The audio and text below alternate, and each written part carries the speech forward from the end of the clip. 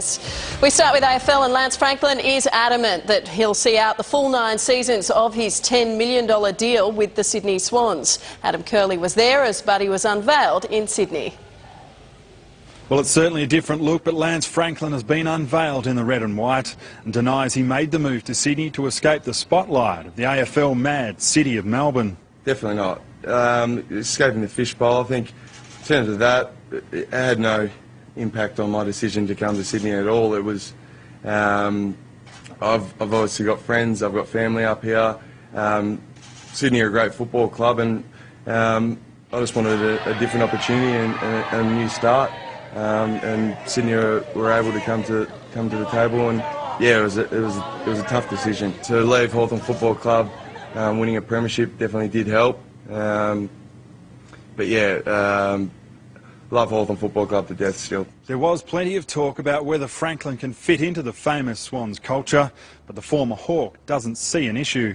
I'm sure I'll definitely fit into this culture. I've been at Hawthorn for 9 years and sat in that club very comfortable too, and I'm sure I'll fit in here perfectly. I obviously love being around the boys and enjoy hanging around them and enjoy my football, so I just can't wait, as I said, to get out there. If he's up here to train hard, work hard and make us more competitive like any player on our list, fantastic. They obviously appreciate Lance's extraordinary ability. There's no doubt that he trains really hard. He's certainly a wonderful athlete on the training track, and it's pretty simple in the end. If you work hard and you train hard and you play well on the weekend, and that's what we were after. Most of the footy world thought Buddy was destined to be a giant, and although he admits speaking with GWS during the season, he says there were never any guarantees. Did I muck around with GWS? No, not at all. In the end of the day, I wanted to come to a club that was going to hopefully win more premierships, and GWS are going to be great, no doubt, but I can probably say that in probably 4 or 5 years' time they're going to be good, and I want success pretty much straight away. So that's the reason why I chose Sydney. Franklin won't be in the Harbour City for long. He flies out tomorrow as part of the AFL's Indigenous squad. Adam Curley, Fox Sports News. Well, the Daily Telegraph's Neil Cordy was at Buddy Franklin's press conference, and he joins us now. Neil, good afternoon to you. Interested to get your impressions of Buddy's first news conference in the red and white. I thought he was pretty mature and also pretty relaxed about things. Yeah, he was. He was even cracking jokes about Sydney's coffee not being up to scratch, not as good as Melbourne's. He even said Adam Goodes is 33 and he looks more like 37 and 38. So he was nice and relaxed, but there was still an underlying tension there about the deal, because it is such a massive one, and the 9-year term is the one that's probably causing the most controversy. Also very respectful in terms of what it's taken for him to move on from Hawthorn. Yeah, he was. He's said he loves Hawthorn, always will. When you play in 2 premierships with a team, it's something that's going to stay with him. He has an enormous record, over 600 goals in the Golden Brown, and he really made his name as a player, but he feels confident that he can play out and be playing good football for a large slice, at least, of the 9-year term.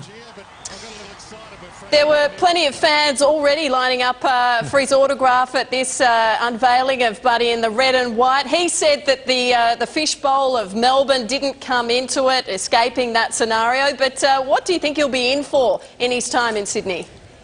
Yeah, well, I think there's no doubt that you speak to any of the players that have made the move from Melbourne in particular to Sydney, virtually all of them, if you go back to Tony Lockett, to Barry Hall as the key forwards, they're the ones that people know about, but also players like Rhys Shaw and Ted Richards that have made the move, and going back, premiership players that played in 2005, like Paul Williams, they've come to the club, and almost invariably their football either improves or certainly doesn't drop away. And Buddy's joining a long list of players that have made the move from Melbourne and from other more AFL-orientated states and really developed as players. And there's no doubt, he said, you know, being in the fishbowl wasn't an issue with him, but there's no doubt he'll enjoy the relative anonymity of being in a rugby league-dominated city. What about the culture question that keeps popping up and how Buddy will fit in? You're in and around the Swans club all the time. How do you think he'll fit the mix? Yeah, well, the thing is, he's been at Hawthorn for and won 2 premierships there. He can't have been too badly behaved there, and it's interesting that people are expecting him to go off the rails when he gets to Sydney. But I think he'll fit in. He's good mates with Adam Goodes, even making a few jokes about how old he looks. But he knows the Swans culture. He's known about it, you know, as long as he's been playing at Hawthorn and seen what the Swans do. He knows there's no surprises, and he's happy, and I'm sure his Swans teammates will be happy to accept him. Yeah, and he won't have to wait too long to get in and around some of his Swans teammates. Of course, Buddy's part of the Indigenous Australian team to play in the International Rules Series. Plenty of Swans around that as well. Yeah, that's right. Adam Goodes, although he won't be playing. Michael O'Loughlin is the coach, former Swan great.